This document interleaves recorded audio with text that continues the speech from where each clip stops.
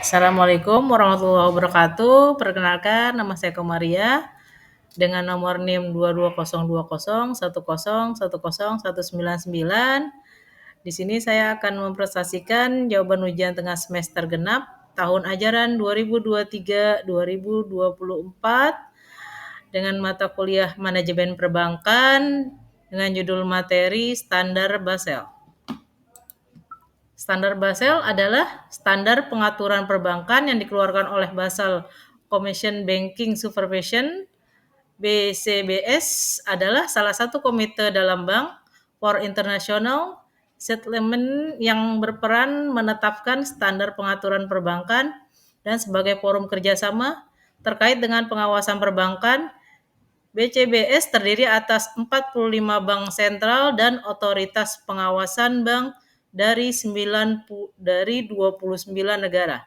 Di tengah situasi global yang masih penuh dinamika, Otoritas Jasa Keuangan mencatat kredit perbankan kembali rebound dengan pertumbuhan sebesar 9,39% secara tahunan hingga menjadi 6.577 triliun rupiah. Kendati likuiditas perbankan tengah lesu dengan pertumbuhan total dana pihak ketiga yang hanya sebesar 6,55%. Mengacu data OJK hingga Mei 2023, total DPK perbankan berada pada posisi 8.007 triliun rupiah. Meski lanjut melambat dan bahkan minus jika ditinjau pertumbuhannya secara year to date, namun OJK menegaskan posisi likuiditas perbankan masih cukup mumpuni. Karena hingga kini menurut OJK posisi loan to deposit ratio hingga rasio alat likuid perbankan terpantau masih sangat longgar. Basel I adalah kesepakatan internasional yang diimplementasikan oleh Komite Basel untuk pengawasan perbankan pada tahun 1988. Tujuan utama dari Basel I adalah untuk memastikan stabilitas sistem perbankan global dengan menetapkan standar minimum modal yang harus dimiliki oleh bank sebagai penyangga terhadap risiko kredit.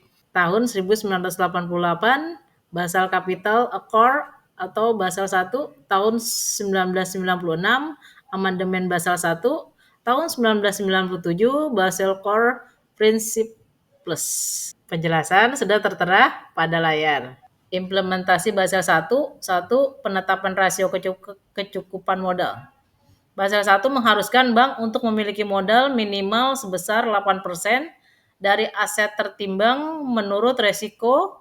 Ini berarti bahwa bank harus menyimpan modal yang cukup untuk menutupi setidaknya 8% dari potensi kerugian dari pinjaman dan investasi mereka yang beresiko. 2. Kategori resiko aset. Aset bank diklasifikasikan ke dalam berbagai kategori resiko. Setiap kategori memiliki bobot risiko yang berbeda-beda. Contoh kategori risiko meliputi 0% risiko, 20% risiko, 50% risiko, 100% risiko. 2. Modal tingkat 1 dan tingkat 2. Contoh implementasi Basel I. Contoh praktis dari implementasi Basel I. 1. Penghitungan aset tertimbang menurut risiko RWA. Misalkan bank XYZ memiliki aset sebagai berikut. Selanjutnya menghitung RW. 2. Penetapan modal yang diperlukan. 3. Struktur modal bank XYZ. Dalam contoh ini, bank XYZ memiliki modal sebesar 25 juta US dollar yang lebih dari cukup untuk memenuhi persyaratan minimal 20,8 juta US dollar menurut Basel I. Basel II adalah pengembangan dari Basel I yang diperkenalkan pada tahun 2004 oleh Komite Basel untuk pengawasan perbankan. Basel II bertujuan untuk meningkatkan standar pengelolaan risiko dan memastikan bahwa bank memiliki modal yang cukup untuk menutupi risiko yang dihadapinya. Basel II terdiri dari 3 pilar utama: persyaratan modal minimum, proses pengawasan, dan disiplin pasar. Sesuai bagan pada tampilan berikut. Implementasi Basel II. 1. Pilar 1 persyaratan modal minimum. Penghitungan modal berdasarkan resiko Basel II memperkenalkan metode yang lebih canggih untuk mengukur resiko kredit, resiko pasar, dan resiko operasional. 2. Pilar 2 proses pengawasan. Pengawasan pengelolaan resiko, tinjauan pengawasan. Pilar 3 disiplin pasar, transparansi dan pelaporan. Contoh implementasi Basel II. Contoh implementasi Basel II di sebuah bank dapat dijelaskan melalui langkah-langkah berikut. 1. Penghitungan modal untuk resiko kredit. Bank ABC memiliki aset sebagai berikut. Selanjutnya, menghitung aset tertimbang menurut resiko. Selanjutnya, total RWA sama dengan 100 juta US dollar ditambah 100 US juta dollar ditambah 0 US dollar sama dengan 200 juta US dollar. Implementasi Basel II membantu bank dalam mengelola risiko secara lebih efektif dan memastikan bahwa mereka memiliki modal yang cukup untuk menutupi berbagai jenis risiko sehingga meningkatkan stabilitas dan kepercayaan dalam sistem perbankan. Basel III. Basel III adalah kerangka regulasi yang diperkenalkan oleh Komite Basel untuk pengawasan perbankan sebagai tanggapan terhadap kelemahan yang terungkap oleh krisis keuangan global tahun 2007-2008.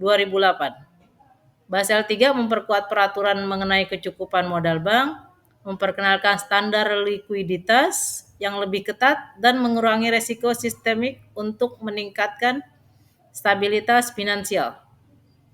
Implementasi Basel III.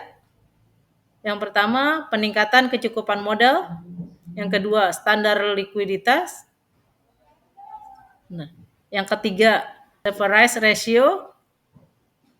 Contoh implementasi Basel III. Misalkan, Bank XYZ ingin memastikan bahwa mereka memenuhi semua persyaratan Basel III.